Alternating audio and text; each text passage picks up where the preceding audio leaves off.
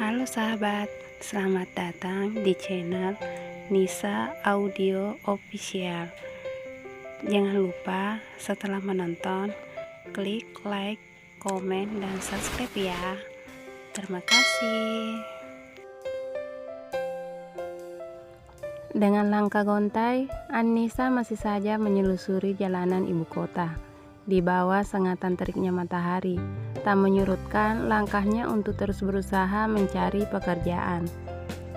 Menyerahkan surat lamaran kerja di setiap perusahaan yang membuka lowong, meski dia sadar berbekal ijazah SMK tidak akan mudah untuknya mendapatkan pekerjaan. Tapi tak ada seorang pun yang bisa menyurutkan langkahnya, meski sang ibu sampai bosan menasehatinya untuk bekerja di mana saja yang penting halal. Teringat oleh Anissa ucapan ibunya, "Nisa, sampai kapan kamu bakal terus begini nak? Melamar di perusahaan besar dengan hanya berbekal ijazah SMK dan beberapa sertifikat kursus. Nggak akan mudah buatmu mendapat pekerjaan," ujar ibu lembut. "Banyak orang yang lulus sarjana saja belum tentu bisa bekerja di tempat yang kamu inginkan. Tekad kuat aja nggak cukup nak. Andai kamu melamar di tempat yang sesuai, pasti sudah lama kamu mendapat pekerjaan dengan kepintaranmu itu," sambung ibu pasrah. "Ibuku sayang, cintaku, duniaku, dan surgaku." Anissa paham yang ibu maksudkan, tapi entah kenapa Nisa punya keyakinan yang kuat bahwa Nisa bakal diterima di sebuah perusahaan besar. Jelas Nisa kekeh tentang keyakinannya. "Ibu paham nak, tapi sampai kapan anakku?" tanya ibu. "Sampai Nisa berhasil bu, ibu tenang aja dan doakan Nisa selalu.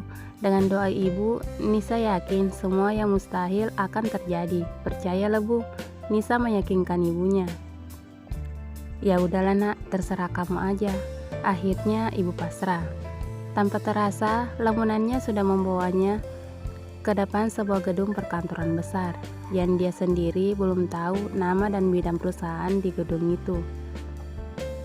Tanpa disengaja dilihatnya sebuah banner yang bertuliskan tentang lowongan pekerjaan. Nisa pun mendekat dan mulai membaca. PT DAK Indotekno dibutuhkan pria wanita usia 22-27 tahun, punya daya saing tinggi, kreatif, pekerja keras, bersedia diletakkan di posisi apapun sesuai hasil uji tes yang diberlakukan perusahaan. Lamaran antar langsung ke bagian HRD. Selesai membaca, Nisa pun tersenyum dan berkata dalam hati, "Syukurlah, di situ tidak tertulis masalah pendidikan. Yang terpenting kreatif dan bekerja keras." Wajar saja perusahaan ini begitu besar karena tidak merekrut pegawai hanya dengan tingkat pendidikan, tapi daya intelektual dan pekerja keras, batin Nisa. "Bismillah, semoga diterima," ucap Nisa pelan dan melangkah dengan pasti menuju meja resepsionis untuk bertanya di mana letak ruangan HRD. Dan dengan ramah, petugasnya menunjukkan di mana ruangannya. "Mbak, silahkan naik lift ke lantai 3, belok kanan kantor paling ujung. Di sana letaknya mbak," jawab petugas resepsionisnya. "Oh iya mbak, terima kasih mbak, saya permisi dulu," pamit Nisa dengan riang. Bagaimana tidak, akan ada secercah harapan saat dirasanya sebuah harapan akan pudar. Kini Anissa Devina Aditama sudah mendapatkan kembali rasa optimis yang sempat goyah. Ya, Nisa mempunyai nama lengkap yang bagus, karena sebenarnya sebelum ayahnya meninggal, Anissa adalah putri sulung dari 2 bersaudara yang adalah seorang anak pengusaha sukses. Tapi takdir tidak berpihak padanya. Saat dia kelas 2 SMP dan sang adik kelas 6 SD, sang ayah meninggal dalam sebuah kecelakaan yang entah bagaimana ceritanya. Ternyata mereka baru tahu sang ayah memiliki banyak hutang. Ibunya yang hanya seorang rumah tangga biasa dan hanya dari keluarga sederhana, tidak paham sama sekali tentang apa yang terjadi. Hingga akhirnya mereka harus kehilangan semuanya, termasuk rumah besar yang mereka tinggali. Keluarga Aditama yang sukses sekarang hilang bak ditelan bumi. Tak ada yang peduli, tak ada yang simpati. Padahal dulu menurut Nisa ayahnya adalah orang baik, tapi tetap saja tanpa materi manusia bukanlah apa-apa. Hingga hilanglah kisah tentang keluarga Aditama. Tak ada yang tahu bagaimana perjuangan seorang ibu tunggal membesarkan kedua anaknya tanpa sokongan dari siapapun.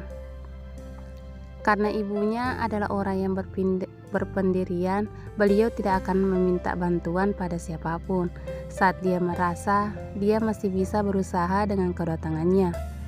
Setelah menunggu antrian di lift yang lumayan ramai, mungkin mereka para pelamar dan ada juga yang memang pegawai di perusahaan ini. Akhirnya giliran Nisa yang masuk untuk ke lantai 3. Semua kenangan buruk yang sempat terlintas di benaknya mendadak sirna.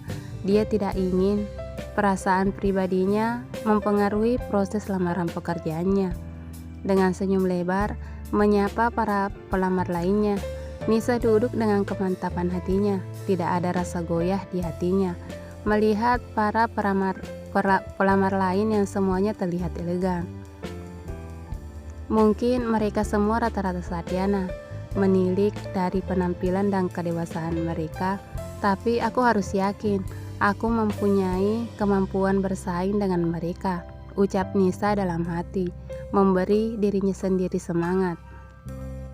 Setelah hampir 2 jam, akhirnya giliran Nisa untuk masuk ke ruangan HRD. Diserahkannya surat lamarannya lengkap dan ditambah 2 lembar sertifikat dari tempat kursusnya. Ada beberapa orang yang bertugas untuk mengecek data para pelamar. Pantas saja orang sebanyak itu gak bikin dia harus antri seharian, pikirnya. Setelah mengecek data-data dalam amplop coklat milik Nisa, staf HRD yang kelihatannya masih cukup muda itu bertanya beberapa pertanyaan yang dijawab Nisa dengan lugas. Staf itu pun kemudian manggut-manggut seperti sedang mencerna jawaban-jawaban Nisa, dan nampaknya dia suka dengan cara Nisa yang cekatan dalam menjawab semua pertanyaannya tanpa rasa gugup sama sekali.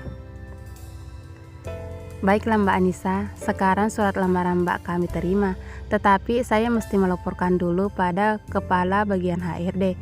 Dan jika beliau menyetujui, nanti kami akan menghubungi Mbak lewat nomor yang sudah Mbak lampirkan di surat lamaran Mbak.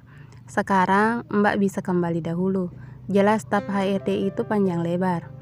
Baik Pak, kalau begitu saya permisi dulu. Semoga saja kita bertemu lagi sebagai rekan kerja, saut Nisa yakin. Dan Nisa pun berlalu keluar ruangan dengan senyum penuh keyakinan, karena baginya rasa optimis dan doa ibunya akan menjadi pembuka jalannya. Nisa pun memutuskan untuk kembali ke rumahnya. Rasa lelahnya terbayarkan dengan sedikit harapan, karena baru kali ini dia menemukan sebuah perusahaan yang menerima pegawai tanpa iming-iming gelar di depan atau di belakang nama. Nisa pun berhenti di halte yang dekat dengan gedung perusahaan yang baru saja dimasukinya. Dia berbalik dan memandang gedung tinggi itu, gedung yang telah memberinya secerca harapan baru. Bulir beding akhirnya jatuh juga. Rasa haru begitu kuat menggelayuti hatinya. Meskipun dia belum tahu akan diterima atau tidak di sana, setidaknya satu perusahaan ini sudah memberinya kepercayaan diri baru. Andai dia tidak diterima di sini, setidaknya dia tahu masih ada perusahaan besar yang mencari pegawai berdasarkan kualitas bukan kuantitas. Bus yang ditunggu pun datang. Nisa naik, tapi ternyata busnya penuh. Mungkin karena sudah jadwal pulang kantor, jadi banyak pegawai yang sudah pulang. Mengingat ini kawasan perkantoran, jadi di jam segini sudah terlalu ramai. Nisa pun terpaksa harus berdiri di dalam bus. Meskipun tubuhnya sudah amat lelah, namun tanpa disangka ada yang menepuk punggungnya, dan ternyata itu adalah Repan, teman SMK-nya dulu. Hai Nis, apa kabar? Sapanya antusias. Hai Rep, ternyata kamu, kirain siapa? Alhamdulillah aku baik, kamu apa kabarnya juga? Sautku tak kalah antusias. Setidaknya di kerumunan ini ada seseorang yang dia kenal. Baik juga Nis, kamu pulang kerja? Tanya Repan. Enggak kok, belum, aku tadi baru nganterin lamaran pekerjaan aja. Kamu sendiri dari mana? Teran Nisa dan balik bertanya. Aku baru pulang kerja, aku kerja di perusahaan gak jauh dari halte tadi, saut Repan. Sebenarnya, tadi pas aku jalan menuju halte, aku lihat kamu, tapi aku takut salah mau manggil. Pas udah dekat, aku baru yakin, itu kamu nih, sambung Repan lagi. Kok bisa gak yakin gitu? Emang aku berubah ya? Tanya Nisa tersenyum. Iya, berubah banget, kelihatan lebih dewasa dan makin cantik, jawab Repan yang tiba-tiba bikin Nisa bersemu malu. Kamu juga makin cakep, balas Nisa menghilangkan rasa malu-malu kucingnya.